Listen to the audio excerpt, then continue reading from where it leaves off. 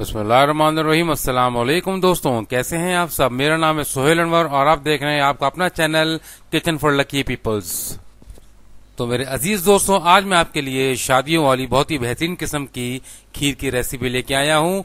खोए वाली खीर है ये, जो शादियों में अक्सर आपको मिलती है, जिसका जब एक चम्मच मुंह में आपके जाता है तो फिर आपसे रहा नहीं जाता और बेख्तियार आप बहुत सारी खीर खा जाते हैं। लेकिन जब आप ये खीर घर पर ट्राई करते हैं तो बिल्कुल भी ऐसी नहीं बनती है। तो आज मैं आपको बिल्कुल वही मनोवन रेसिपी देने वाला हूँ। इंशाल्लाह आपकी भी घर पे ऐसी ही खीर बनेगी।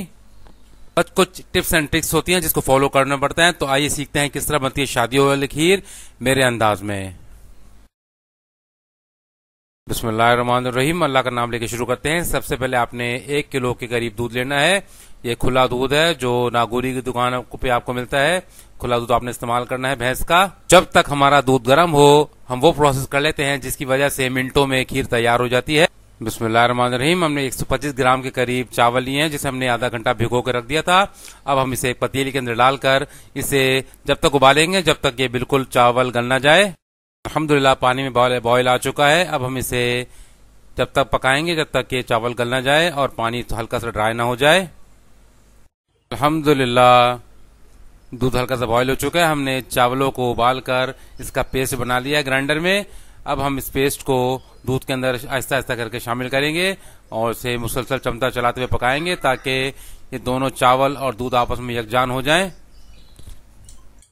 बिस्मिल्लाहिर्रहमानिर्रहीम, अल्हम्दुलिल्लाह दूध आहिस्ता आहिस्ता करके गाढ़ा हो रहा है। अब हम इसमें चीनी शामिल करेंगे। तकरीबन 100 ग्राम के करीब हमने चीनी शामिल की है, 1 प्याली।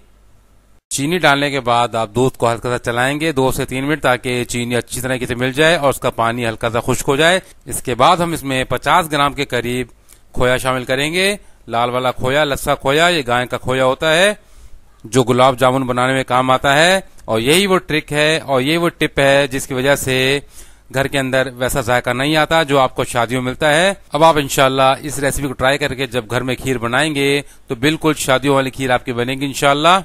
बिस्मिल्लाहिर्रहमानिर्रहीम, खीर अल्हम्दुलिल्लाह हल्की आंच पर पक रही है। अब एक और ट्रिक आपको बताई जाती है जिसकी वजह से शादियों की खीर बहुत लजीज बनती है।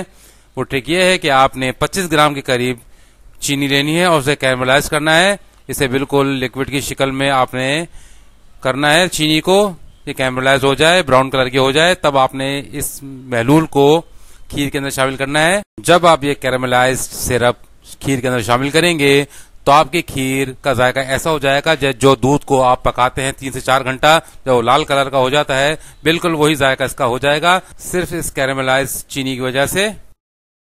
बिस्मिल्लाहिर्रहमानिर्रहीम, अब हम कैरमलाइज सिरप को खीर में शामिल करेंगे।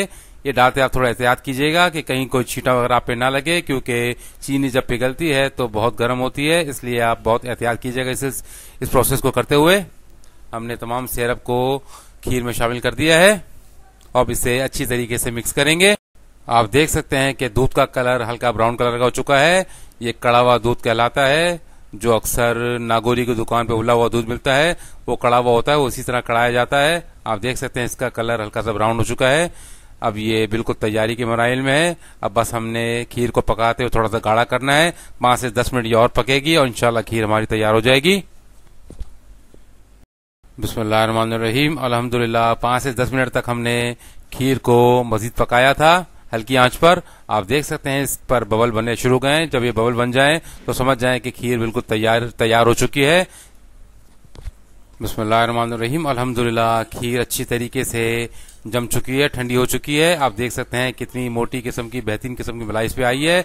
अक्सर आपको शादियों में इस तरह की खीर नजर आती होगी जिस पर बहुत मोटी किस्म की मलाई होती है, तो इसी प्रोसेस के तहत बनती है। अगर आप रेसिपी को देखते हुए यहाँ तक पहुंच चुके हैं तो मेरे channel kitchen for lucky peoples को सब्सक्राइब कर दीजिए ताकि मैं आइंदा भी आपके लिए इस तरह की बेहतरीन रेसिपी बना सकूं।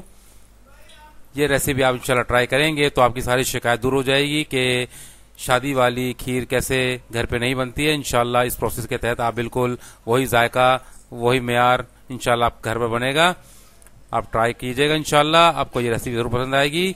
हम उम्मीद करते हैं कि आपको हमारी आज की रेसिपी बहुत पसंद आई होगी। तो प्लीज हमारे channel kitchen for lucky peoples को लाइक शेयर सब्सक्राइब कर दीजिए ताकि हम आइंदा भी आपके लिए इस तरह की बेहतरीन रेसिपी ला सकें। तब तक के लिए इजाजत, अल्लाह हाफिज। अल्लाह हम सबको अपने हिफ्ज़-ओ-मान में रखे। आमीन सुमा आमीन।